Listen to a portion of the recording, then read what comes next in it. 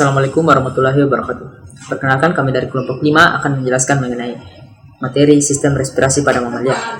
Nah, sebelum itu saya ingin menjelaskan mengenai apa itu pernapasan. Pernapasan adalah suatu proses yang dilakukan oleh organisme untuk menghasilkan energi dari hasil metabolisme. Nah, pernapasan dapat dibagi menjadi dua, yaitu secara eksternal dan juga internal.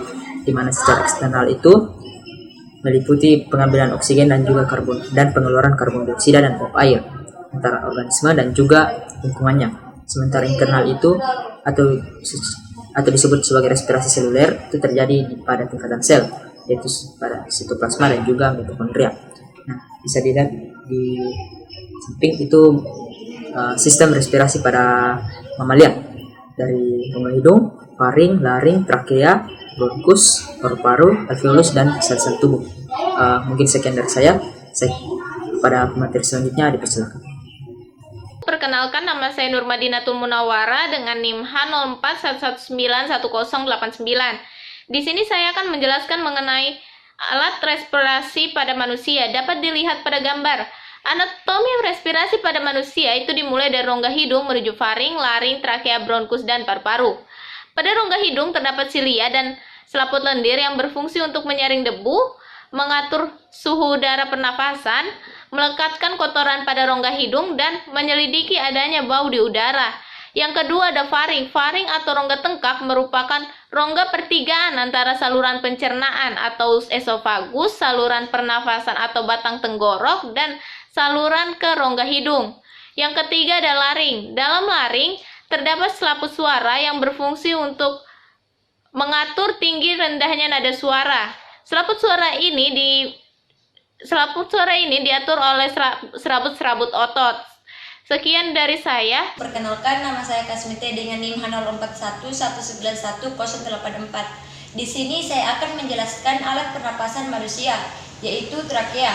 Trakea terletak di daerah leher di depan kerongkongan atau esofagus. Trakea merupakan pipa yang terdiri dari gelang-gelang tulang rawan. Selanjutnya bronkus dan paru-paru. Bronkus masuk ke dalam paru-paru. Di dalam paru-paru, bronkus kanan bercabang 3, sedangkan bronkus kiri bercabang 2, sama jumlahnya dengan lobus paru-paru. Cabang bronkus disebut dengan bronkiolus. Selanjutnya yaitu bronkiolus dan alveolus. Bronkiolus berakhir sebagai gelembung-gelembung halus yang disebut dengan alveolus. Alveolus diselubungi oleh pembuluh darah kapiler, tempat terjadinya difusi oksigen dan karbon dioksida. Terima kasih. Perkenalkan, nama saya Sulfikar. Baik, di sini saya akan menjelaskan tentang proses pernafasan. Proses pernafasan terjadi dalam dua tahap, yaitu tahap pengambilan udara atau biasa disebut dengan inspirasi, dan tahap pengeluaran udara atau biasa disebut dengan ekspirasi. Nah, ada dua macam mekanisme pernafasan. Yang pertama, pernapasan dada. Pernapasan dada terjadi karena gerakan tulang-tulang rusuk oleh otot-otot antar rusuk atau interkostal. Nah, yang kedua, pernapasan perut. Pernapasan ini terjadi oleh gerakan otot diafragma atau sekat rongga badan yang membatasi rongga dada dan rongga perut. Nah, mungkin itu saja, saya serahkan ke pemateri selanjutnya. Baik, perkenalkan, nama saya Wilson. Saya akan membahas tentang volume dan kapasitas paru-paru. Nah, bisa kita lihat pada gambar di samping. Nah, ini merupakan suatu grafik. Nah, di dalam grafik ini terdapat garis berwarna merah dan berbagai macam istilah. Nah, saya akan menjelaskannya terlebih dahulu. Nah, yang pertama adalah volume tidal. Volume tidal ini merupakan suatu proses pernafasan secara normal dengan kapasitas 500 ml. Hal ini tandai dengan garis naik turun yang konstan. Nah, selanjutnya adalah volume cadangan inspirasi. Nah, ini merupakan proses pernafasan menarik udara ke dalam paru-paru dengan maksimal dengan kapasitas 1500 ml. Hal ini tandai dengan garis warna merah yang naik ke atas. Nah, selanjutnya yaitu cadangan ekspirasi atau proses pengeluaran udara secara maksimal dengan kapasitas 1500 ml.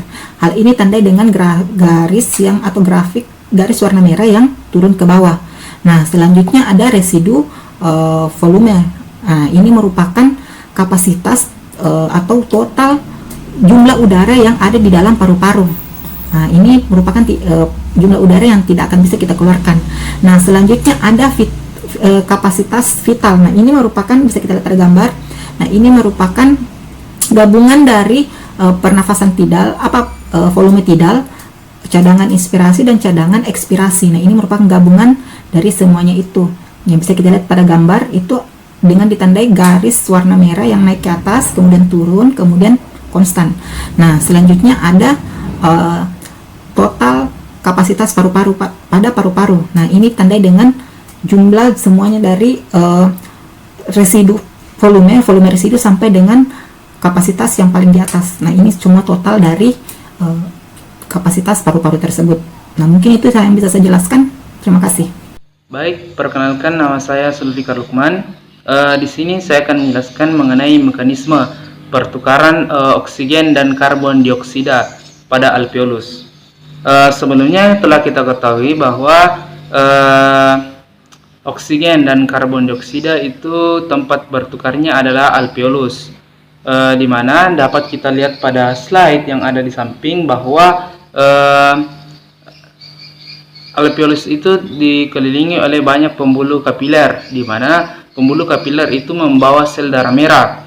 Kemudian oksigen yang masuk ke dalam alveolus, kemudian ia akan berdifusi keluar dan berikatan dengan hemoglobin, kemudian membentuk oksihemoglobin. Kemudian sel darah merah tadi yang berwarna ungu, setelah berikatan dengan hemoglobin, ia akan berwarna merah, kemudian akan disalurkan ke seluruh tubuh melalui jantung kiri. Kemudian karbon dioksida sendiri akan berdifusi masuk ke dalam alveolus, kemudian dikeluarkan ke seluruh tubuh. Nama saya Muhammad Ashraf Hussein dengan NIM H0411911090. Masih berkaitan dengan sistem pernafasan pada mamalia. Pada kesempatan kali ini, saya akan menjelaskan bagaimana mamalia air bernapas, sebagaimana ikan paus misalnya. Seperti mamalia darat pada umumnya, ikan paus bernapas dengan paru-paru. Lantas bagaimana adaptasi yang dilakukan oleh ikan paus sehingga memungkinkan dia bernapas dengan paru-paru padahal berhabitat di air? Kita ketahui bahwa ikan-ikan pada umumnya bernapas dengan insang. Adaptasi-adaptasi atau keunikan yang membuat ikan paus berbeda dengan mamalia yang di darat, antara lain kita bisa melihat dari kapasitas atau volume paru-paru. Paru-paru yang dimiliki oleh ikan paus begitu besar sehingga dia mampu untuk menyerap oksigen dalam kuantitas yang lebih besar dibandingkan dengan mamalia darat. Kemudian kadar mioglobin yang tinggi. Kadar mioglobin yang tinggi menyebabkan ikan paus mampu untuk menahan napas dalam durasi yang lebih lama dibandingkan dengan mamalia di darat. Suatu bentuk adaptasi yang menarik. Kemudian yang berikutnya kita bisa melihat bahwa adanya kemampuan kontrol sirkulasi aliran darah yang dimiliki oleh ikan paus sehingga ketika dia berenang dia mampu untuk mengontrol sirkulasi aliran darah pada organ-organ yang vital dan juga kemampuan bradikardia yang menurunkan denyut jantung secara dramatis, suatu bentuk adaptasi di dalam penghematan konsumsi oksigen selama berenang. Nah, lantas bagaimana ikan paus melakukan proses inspirasi maupun ekspirasi? Terdapat lubang khusus yang disebut dengan blowhole atau yang disebut dengan lubang semburan yang dimanfaatkan ikan paus di dalam melaksanakan proses inspirasi ataupun ekspirasi dengan cara naik ke permukaan air. Nah, sebagai tambahan, teman-teman bisa melihat pada gambar di samping saya. Di situ kita bisa mengkomparasikan dalam segi ukuran bahwa ikan paus begitu besar ketimbang manusia. Otomatis dia memiliki paru-paru yang lebih besar. Itu yang menjadi faktor kunci mengapa dia mampu untuk beradaptasi dan mampu untuk menahan nafas dalam durasi yang lebih lama. Sekian dari saya. Sekian video presentasi dari kelompok kami. Saya mewakili kelompok 5 mengucapkan terima kasih.